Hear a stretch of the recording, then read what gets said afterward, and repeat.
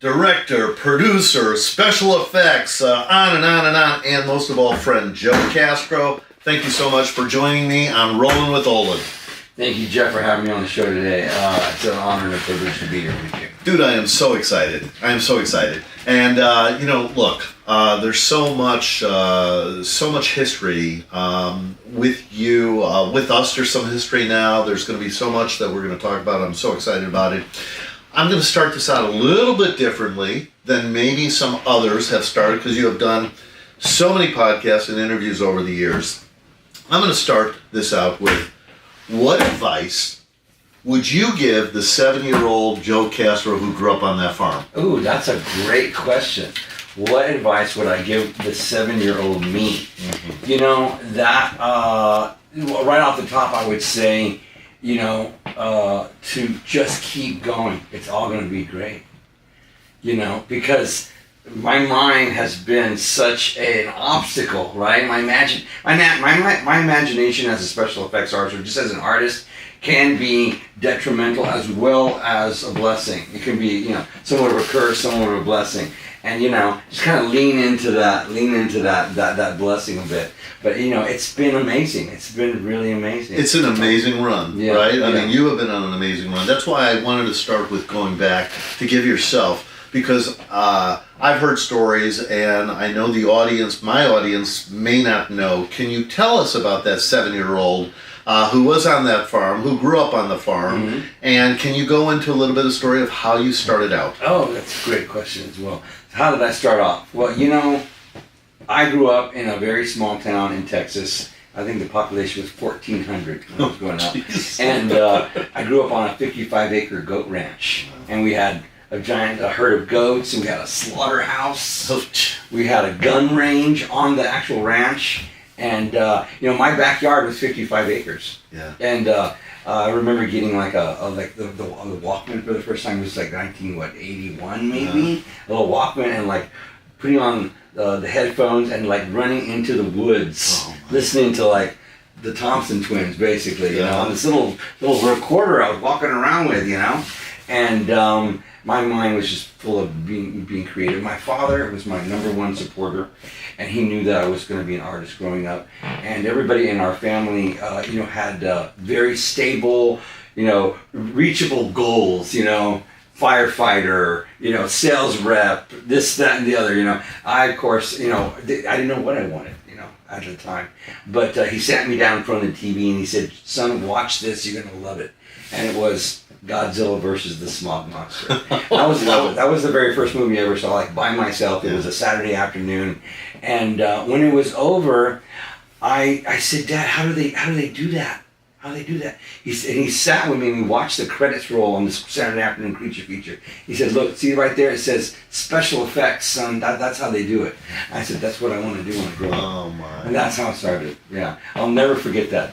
And then of course, from that moment on, I pursued a career in learning to be a special effects artist and a filmmaker and this sort of thing. And how did you do that, Joe? How did you do that at young age, leading into your teens and what have you? How did you then pursue that career? What did you study? How did you do it? I mean, this is also advice to others, but can you give us a little bit of examples of that? Sure, absolutely. Well, this was 1982. That was 1977 when I saw Godzilla versus the Smog Monster.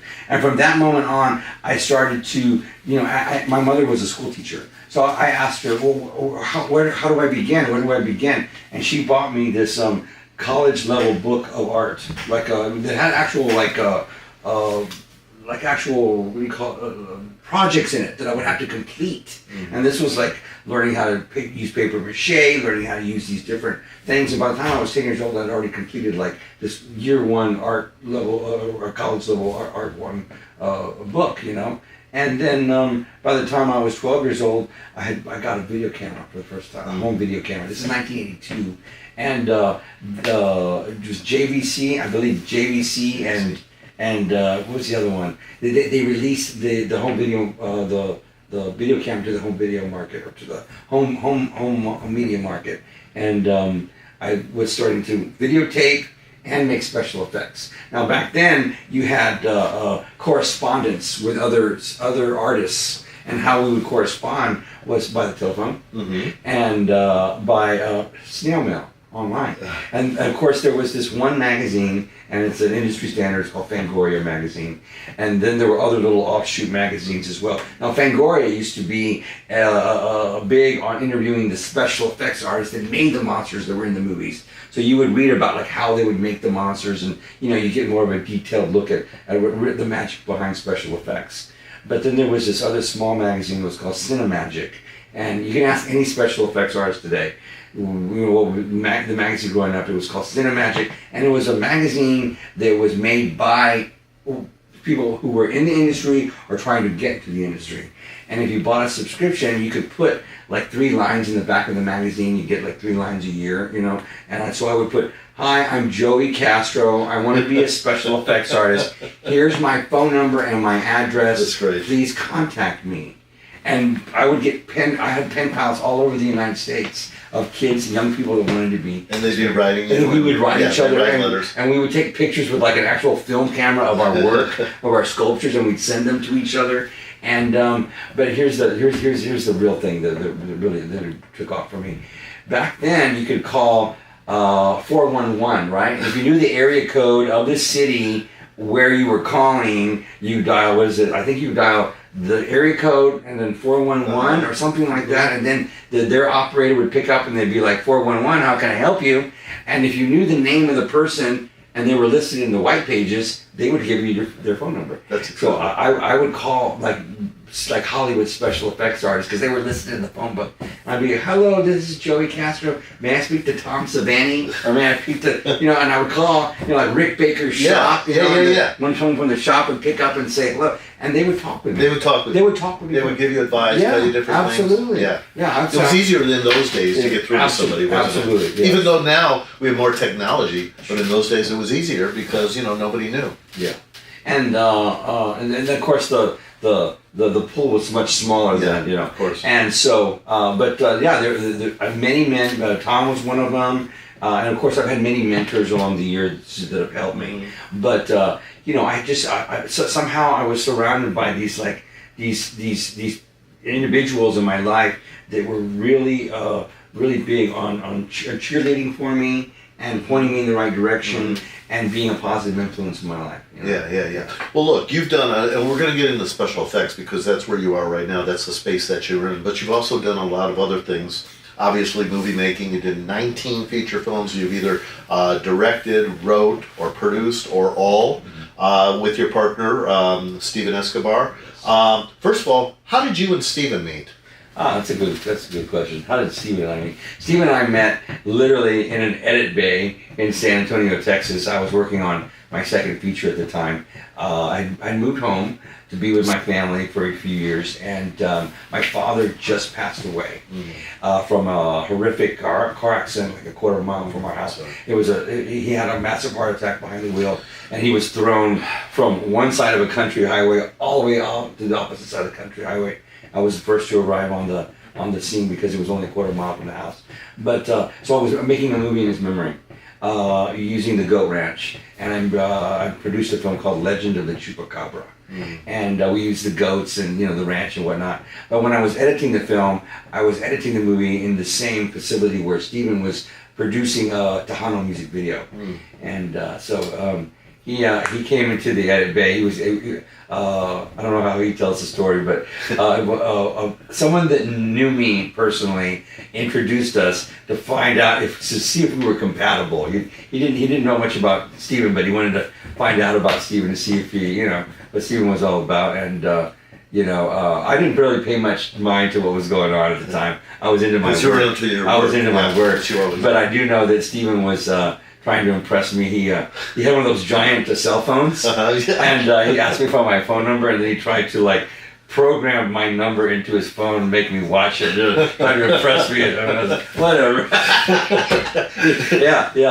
He told me that later because I was trying to impress you. You wouldn't even look over at me, and I'm like, I was busy doing my work, Yeah. And but then a couple of weeks later, I was out with some friends, and see him walk by the table I was at, and he said hello, and I said hello, and I was like, I know that guy from somewhere, and sure enough, it was like 25 minutes later after having a couple of sips, I was like, oh, I know where that guy's from, and I went over to say hello to him. Oh, that's great. And then that was it. That was it. Inseparable now. Yeah. I mean, you guys are, your life partners, your business partners, you creative partners, everything across the board, and yet you have your own different lives. Obviously, you're working in special effects mostly. He's working in editing. But what a beautiful relationship that you guys have had and continue to have. And I know both of you. I love you guys. Who doesn't love you? Oh, that's very kind of you to say. I attribute all the success and the love and the longevity that we've had simply because we both have been chasing the same dream the entire time, and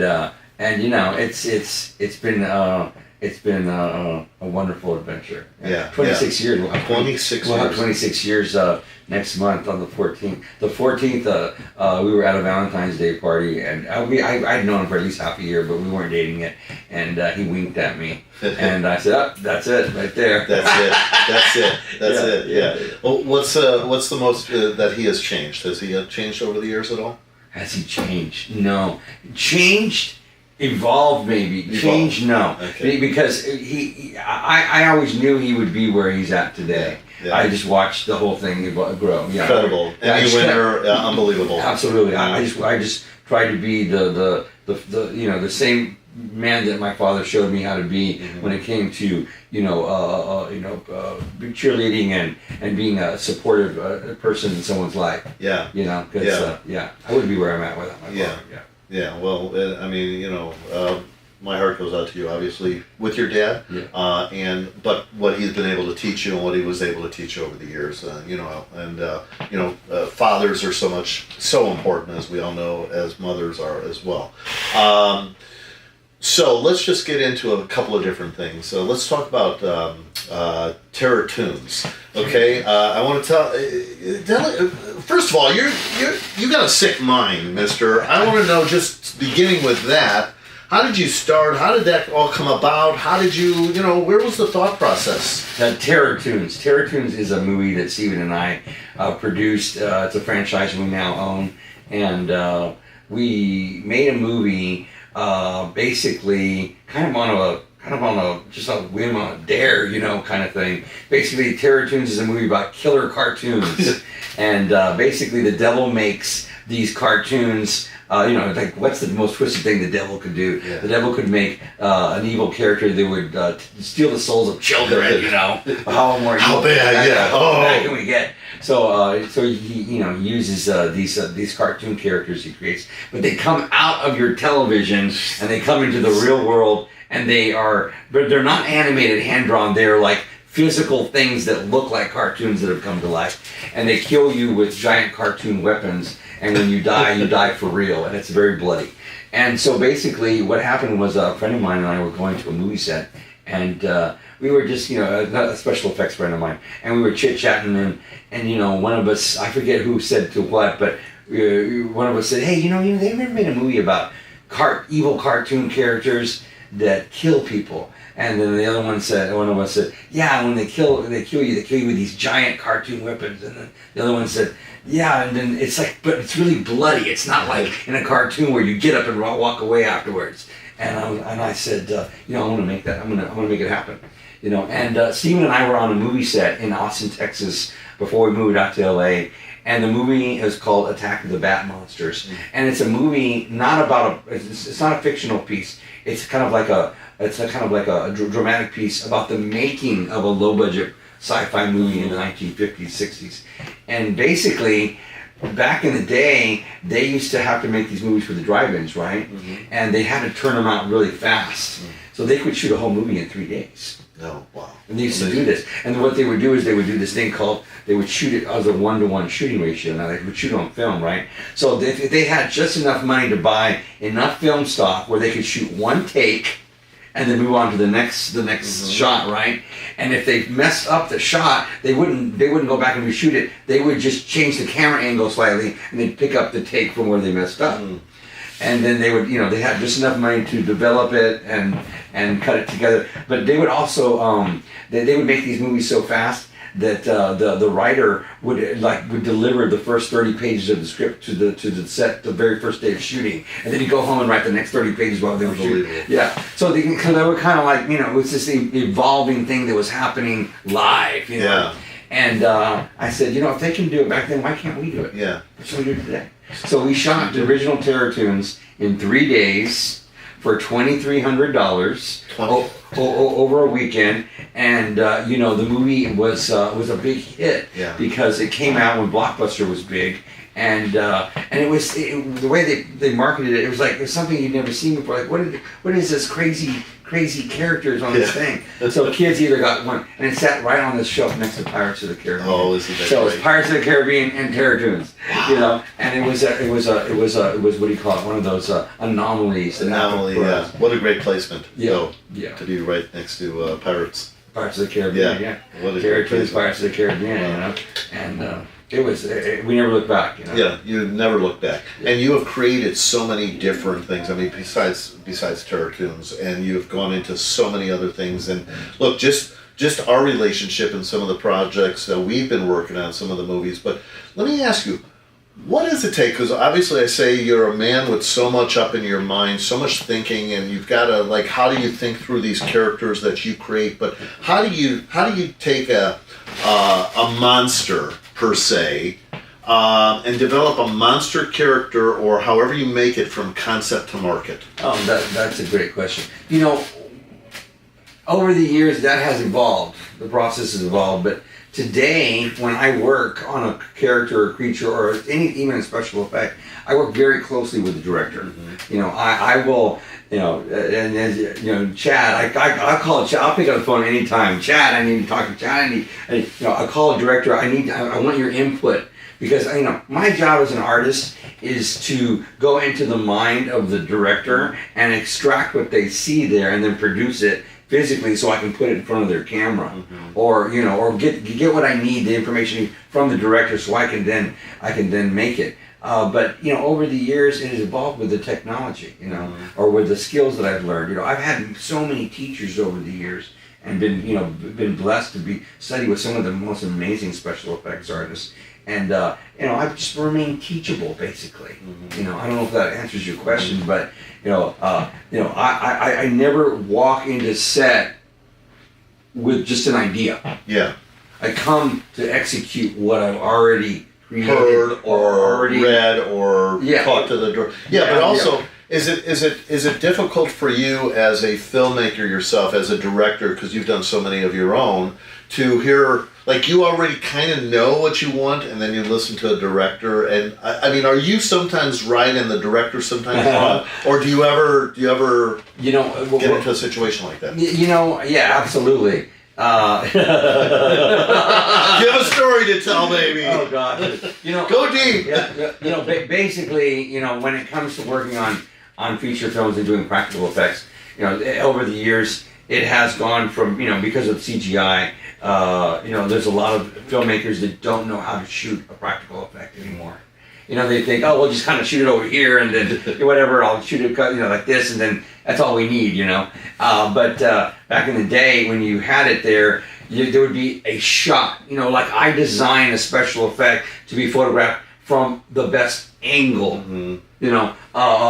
If you look at a sculptor or an artist's work, there's always one angle that they want you to look at it from, and if the camera's not grabbing it from that angle, they're missing out. Mm-hmm. So whenever I come in on set, I try to take the picture from the angle that I want to see my effect from, show it to the director. I can lean in sometime and say, hey, this is the best way to do it. And they won't always listen. I can give a director a Bentley and they'll just drive it right off the cliff. They won't know what to do with it, and it's happened many times.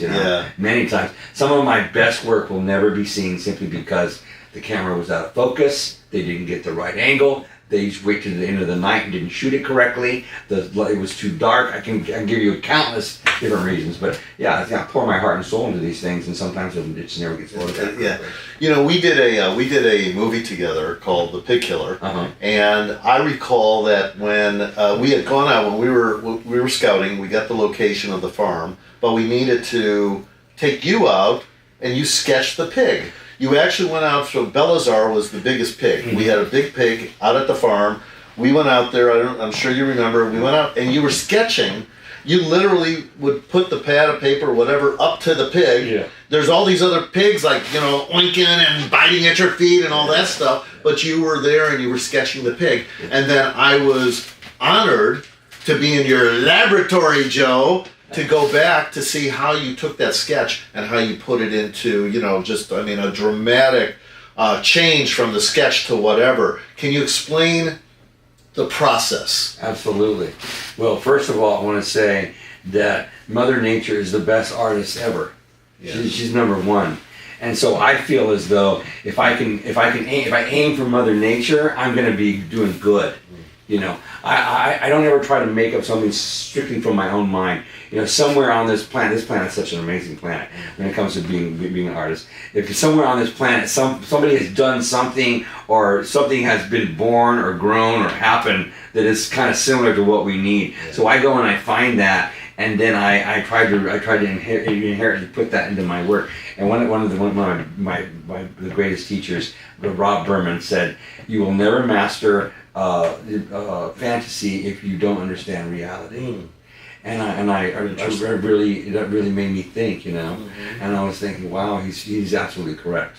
So when I made the pig for instance, I went out there, I put a piece of paper up, I just remember, like, traced the ear because I wanted the size, I wanted the scale, and this sort of thing. Yeah, and all those little intricate details are so important, when it comes to realism. So I just tried to go further and further into the details and into reality whenever I'm doing something. Even if it's something that's fiction. Yeah. I always start with something that's based in reality. And then you took it into the laboratory. Yes. And sculpted it and how it came. And your laboratory is quite something. Let me tell you.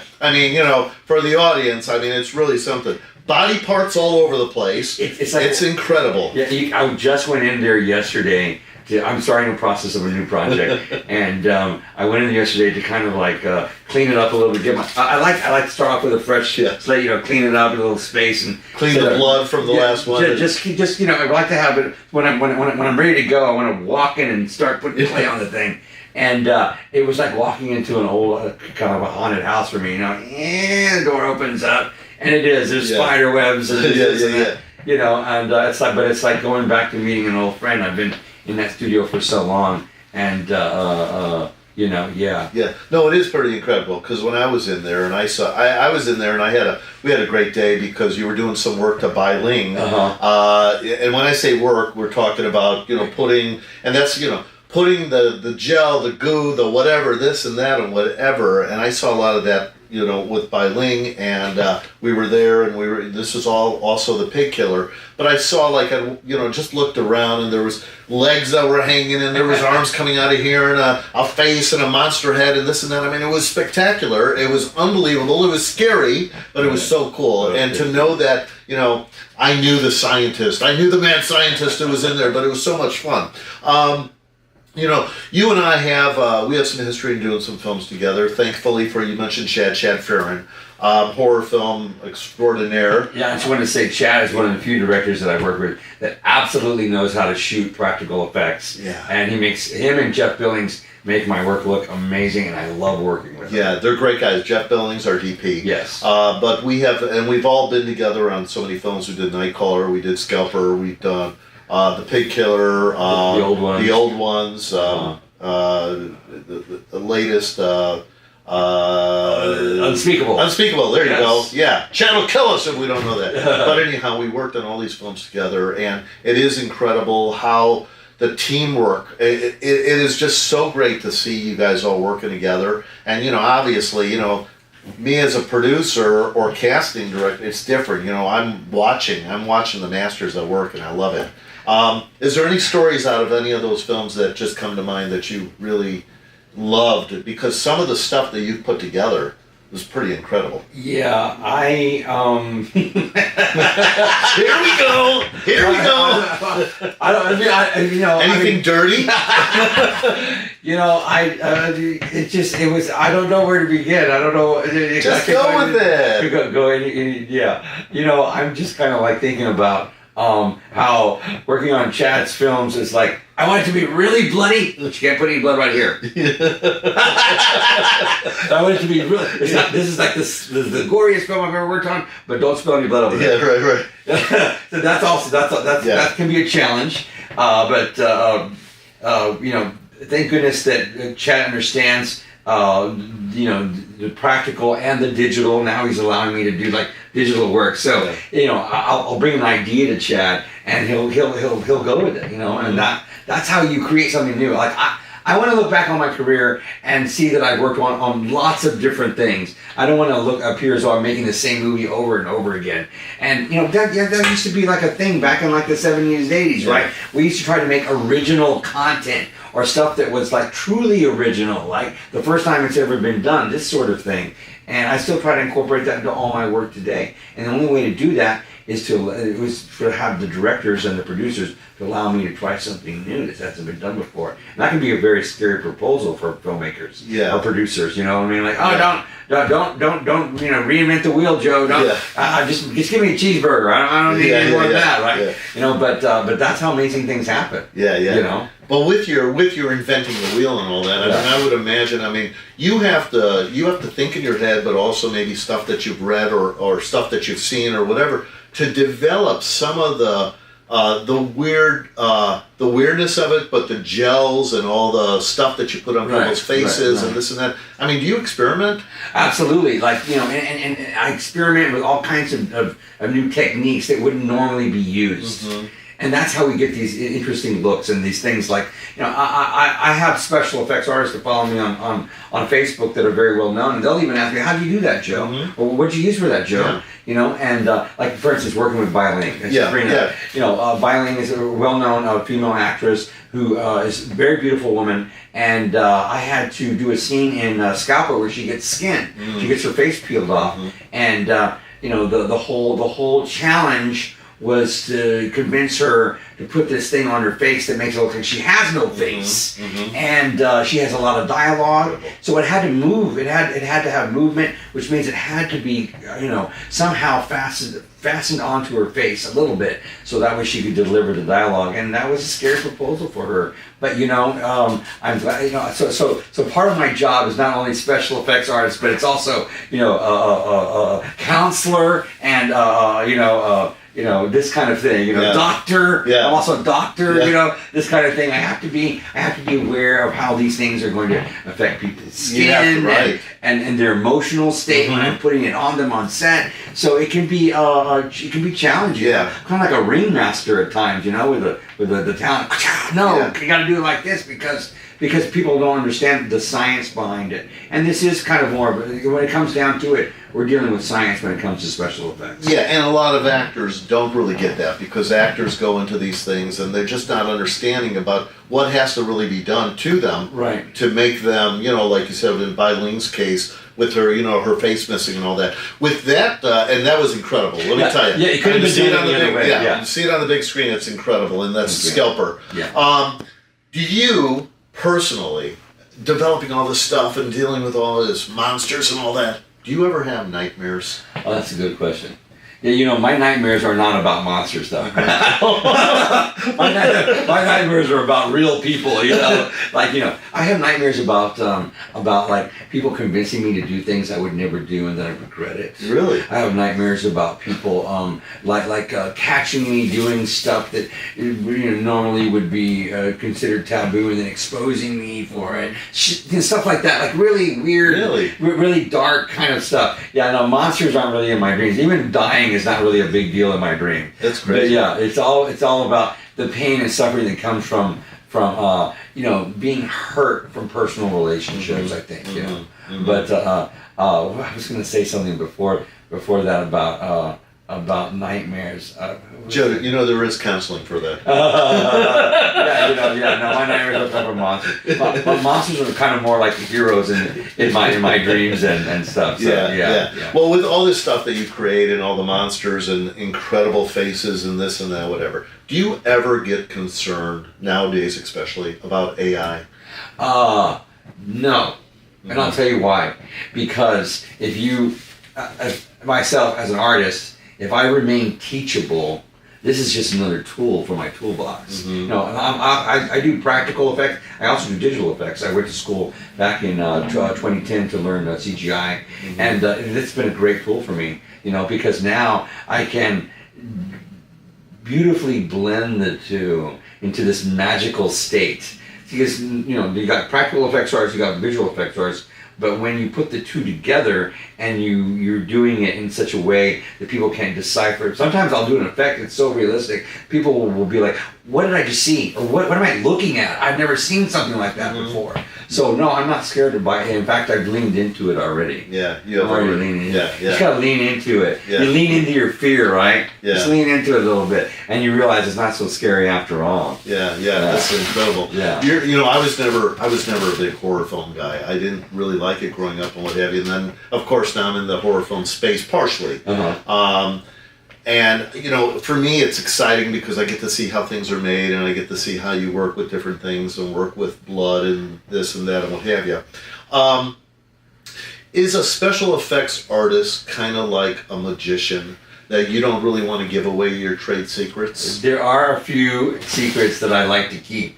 People will online in front of everybody ask me, you know, what's your blood formula? Mm-hmm. How did you do this? How did you do that? And I'll just come right out and say, you know, I think some special effects should remain special. Mm-hmm. And in order to keep them special, we must keep them a secret. Yeah. That's what I'll say. You know, but like, I just want to throw out there, you know, my humble beginnings, you know, I worked on Robert Rodriguez's El Mariachi. Oh, nice. And I did this decapitated head for him and his severed arm. But now we move forward. You know, now I'm doing, basically it's the same thing, killing people, but just trying to make it more cinematic. Mm-hmm. You know, I'm not really a big horror fan either, to be honest with you. That's crazy. I like things that are horrific. Yeah. But as far as being horror films are great, yes, but I like anything that's cinematic, you know. And so when it comes to special effects, if it's a challenge, I've never done it before, sign me up. You know, I like to try to do something I've never done before. Yeah, I worked with Robert Rodriguez. I did From Dusk Till Dawn with him. How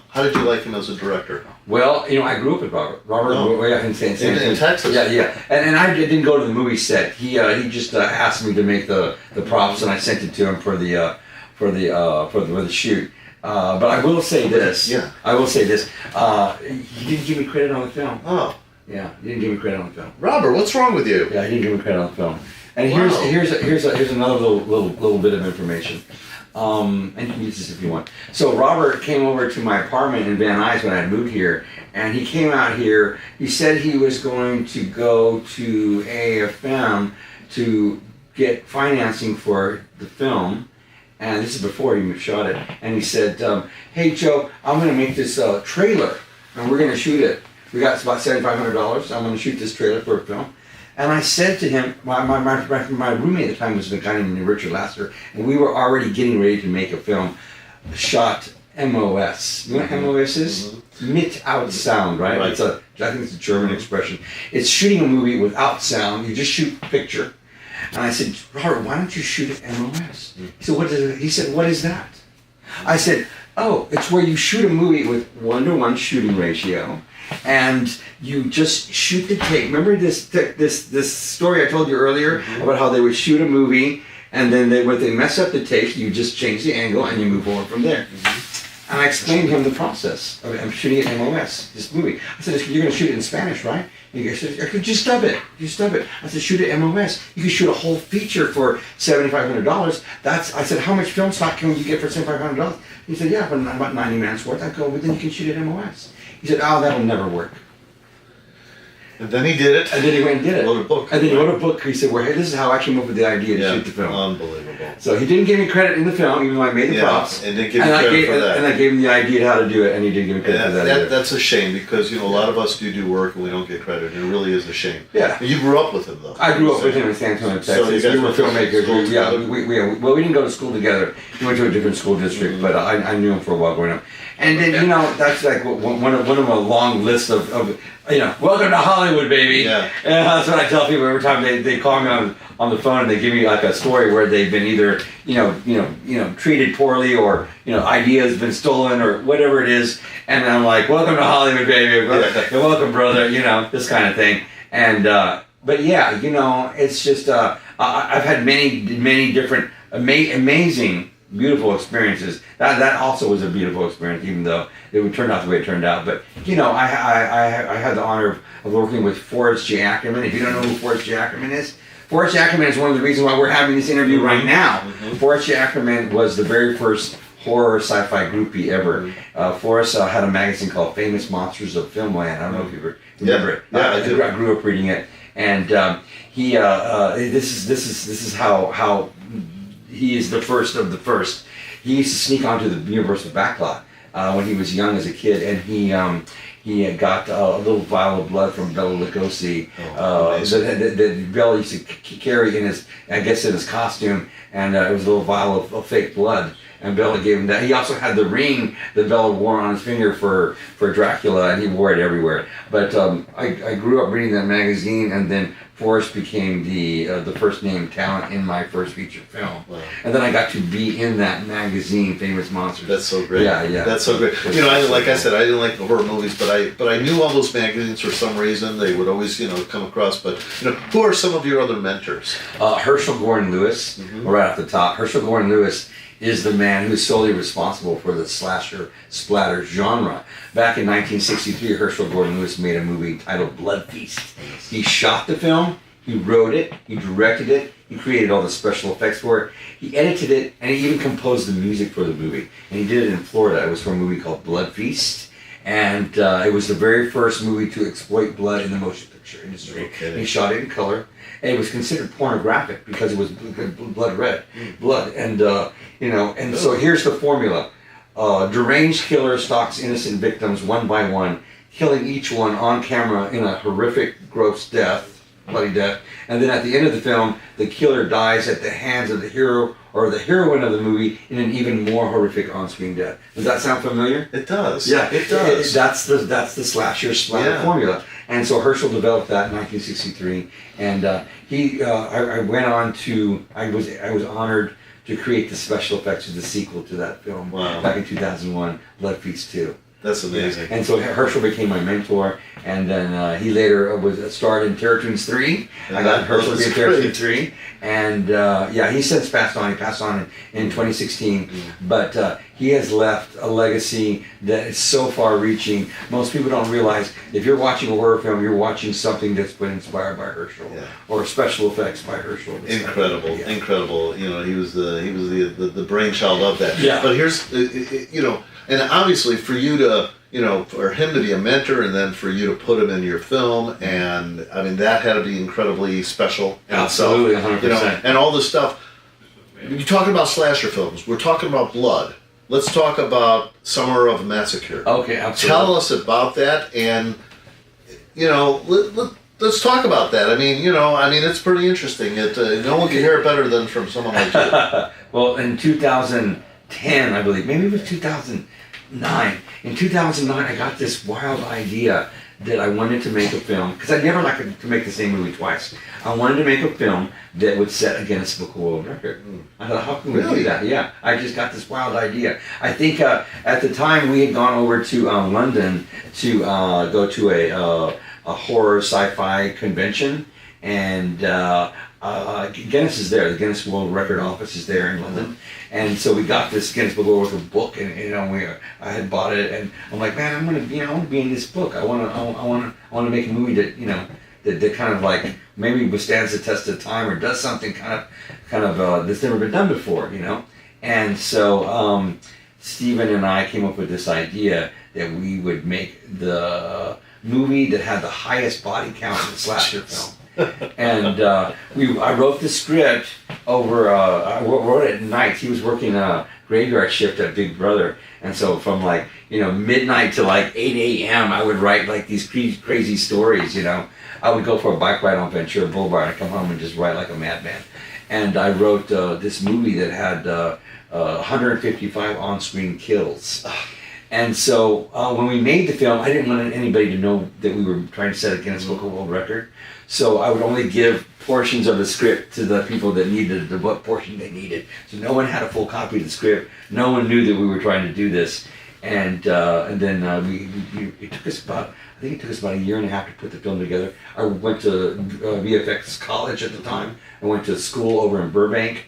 and learned digital effects that helped with the body count, get this massive body count. So it was half practical, half digital, and it was a big undertaking. It took several people in the industry to help us, verify the body count and get it to Guinness and to get the record. But it's amazing. Yeah, congratulations on that. Thank you. You got that, and you've got. You've won over 50 awards, at least over 50 awards, and for what you do, which is incredible. When you take the body count of the movie Summer Massacre, how many real humans were involved in that? Because I would imagine a lot of the kills are just practical effects and other things. Well, correct? Yeah, no, actually there had to be at least the person's face had to be shown in the film for the kill to happen. So there were in some of it was there were digital effects done on people that we photographed, and some of it was practical blood and practical kills. But it took us an entire year to shoot it. We shot it on and off on weekends, this kind of thing, and it was just kind of like this undertaking that we did, and we kind of like relished in it as we moved forward. How many more bodies you got over there? Incredible. You got some people that want to die? Come, send us their picture. Let's see. Oh yeah, how many people you need? Oh yeah, we need about 30 people in the backyard. We're gonna kill them on the weekend. We're gonna bring them over, and that's the way it went down. You know? And everybody showed up, and everybody got to die on camera. It's incredible. It's incredible. And let's show this to the camera, because this is quite the accomplishment. There you go. We're not sure if you're getting the glare or not, but look at this Guinness World Record certificate. The highest body count in a slasher film is 155 in the film The Summer of Massacre, USA 2011. That's incredible, Joe. Thank you. You and Steven should be quite honored with this. Not a lot of people have something like this hanging. It's one of my greatest possessions, to be honest with you. I sent it to my grandma before she passed on, and she was like, "Oh, this is real special." On the phone with her, she's like, she really, really loved it. I said, "Thank you, Grandma, for all that you did." Oh, you did my God. And we're getting ready to beat that record. Are you really? Yeah, we have a plan to beat that record. Nice. Yeah. Can I play a body? Absolutely. All right. Yeah. Everybody gets to die. All right. Everybody gets to die. You get a dead body. You get a dead body. You get a dead body. Absolutely. Joe, what advice? This is obviously because look, these podcasts and shows that we do, we want to help people, and that's why I want to help people. I've always been around helping people. How can you help somebody by giving the best advice possible to the listeners, to anyone who wants to get into special effects, directing, producing, whatever? But let's just narrow it into special effects right now. But what advice would you give? Well, what advice I give to someone who wants to do special effects work is you got to be all in from the very beginning and get to work now. Do not hesitate, because technology and the skills and the techniques you need use are just a small portion of what it takes to be great in this industry. This is a team sport here. You know what I mean? Yeah. And sometimes there's other facets of my skills that go beyond the scope of the paint and the clay and the plaster. So the more you remain teachable, and the more that you learn today, the better set up you're going to be for the future. I feel like I've just begun. To be honest with you. Like I finally feel like I put my head on straight maybe about 7-10 years ago. And if I would have known what I know today, 20, 30, I've been doing this for almost 40 years. Yeah, I made my first rubber mask in 1982 to 2024. That's 42 years ago. It's amazing. So so you have to be passionate about it. You have to go for it. You can't stop. You have to do it now. Yeah. All in. Yeah. All in. Yeah. So you have your second half of your career still to go. Yes. You've been in it 40 years. You got another 40 years or so. Do you want to? What do you want to do? Do you want to do bigger movies? You've stayed with a lot of independents for years and years and years. Is there a reason why you've done that, or have you not wanted to move on, or is it just because you have more of a license to do things with independents? That's a great question. I think that I just haven't been given the right chance yet. I'm hoping that someone will step up and say, "Hey, when people come to me to do special effects on their film, they come to Joe Castro because they know they need something that they can't get anywhere else." Right. Right. And Joe knows how to do this. Joe will be comfortable doing this. Joe can tackle this. And I think I haven't been given the right opportunity yet. But I'm hoping that someone will step up and say, we need Joe Castro to do this film because it has to be this kind of special. It has to be this kind of crazy. It has to be this kind of unique, you know. And when that happens, I think I'll be ready to rock and roll. I just kind of like look baby steps, right? Yeah. I don't know if I can handle the big stuff right now. Yeah, I'll be fine. I think you could do it all. I think you can handle it. I know you can handle it. And like you said, baby steps. But you're there. 40 years in. Yeah. Another 40 years to go. You're going to be great. Yeah. I hope I'm involved in some of those, whether they're bigger or smaller. I just enjoy working with you tremendously. And you're such a great guy. And I can't thank you enough, Joe, for doing this for me. Oh, it's like I said, it's an honor and privilege to be on the show. I look forward to the possibilities of working with creating you on set. We always do some really magical things. Yeah, right? we got some good things coming up too, right? Absolutely. Is there anything we left out that you might want to even bring up? Any kind of future projects you want to talk about or anything? You know, Get dirty. you know, I don't, you know, not really, you know. I mean, I'm a very personal special effects artist. You know, I always say if you want to talk to me, have any questions for me, you can always reach out to me on my Facebook account. Great. I'm on there all the time. And is it just, it's Joe Castro, director Joe Castro? Yeah, well, my Instagram is Joe_Castro_director, and then my Facebook is Joe.Castro. But I'm there every day, and reach out to me. I'm easily accessible, and let's make a movie. Yeah, let's do it. And if they say they heard you on Rollin with Olan, will you give them a little bit more time? Oh, absolutely. Love it. Thanks, Joe. All right, thank you.